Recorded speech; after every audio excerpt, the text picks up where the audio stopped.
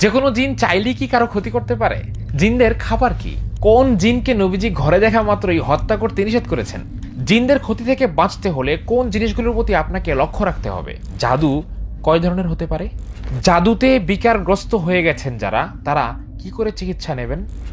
একসময় ঘনবসতি অনেক কম থাকায় জিনেরা মানুষের বসবাসের জায়গাগুলোতে ঘোরাফেরা করত কম, কিন্তু এখন কোলাহল ও মানুষের বসতি এই পরিমাণে বেড়ে গেছে যে এখন জিনেরাও মানুষদের বসবাসের জায়গাগুলোতে এসে ঢু মারতে চায়। আপনি হয়তো এই ধরনের কথা প্রায় শুনে থাকবেন। একজন মানুষ যেভাবে আরেকজন মানুষের প্রেমে পড়ে, জিনও কিন্তু সেভাবে যে কারো প্রেমেই পড়তে পারে।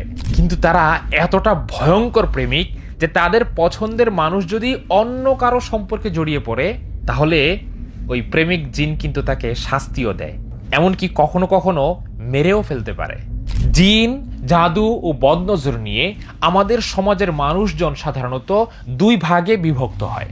একদল মানুষ আধুনিক বিজ্ঞানের অজুহাতে এগুলোকে মানতেই চায় না, আরেক দল বাস্তবতায় হয়তো এগুলো মানে, কিন্তু সমাধান খুঁজতে গিয়ে পথ হারিয়ে ফেলে। প্রথম দল বিপদে পড়লে ছুটে যায় ডাক্তারের কাছে, আর দ্বিতীয় দল সমাধানের জন্য ছুটে যায় জাদুকর বা কবিরাজের কাছে। প্রথম দলের যায় টাকা, আর দ্বিতীয় দলের যায় ঈমান। কিন্তু সমাধান কি দুপক্ষের কারোই মেলে? কারোই কোনো সমাধান মেলে না। মাঝখান থেকে পেরেশানি আর দুশ্চিন্তায় দিন কাটে। রাসূলুল্লাহ সাল্লাল্লাহু আলাইহি ওয়াসাল্লাম ইরশাদ করেছেন যে জাদু করে এবং যার অনুমতিতে জাদু করা হয় তারা কেউই আমাদের দলের অন্তর্ভুক্ত নয়।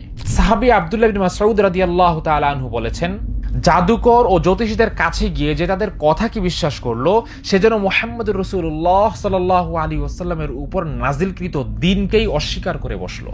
প্রশ্ন হচ্ছে, তাহলে উপায় কি? এই যে জিন, জাদু ও বদনজর বা অদৃশ্য জগতের ক্ষতিগুলো, তা থেকে বাঁচবার উপায় কি হতে পারে আমাদের? উপায় হচ্ছে সমকালীন থেকে প্রকাশ পাওয়া এই তিনটি বই: জিন জাতির বিস্ময়কর জগৎ, জিন, জাদু ও বদনজরের চিকিৎসা এবং জিনদের ক্ষতি থেকে বেঁচে থাকার আমল। বই তিনটি আপনারা অর্ডার অর্ডার করতে মেসেজ করুন আমাদের হোয়াটসঅ্যাপে। ধন্যবাদ।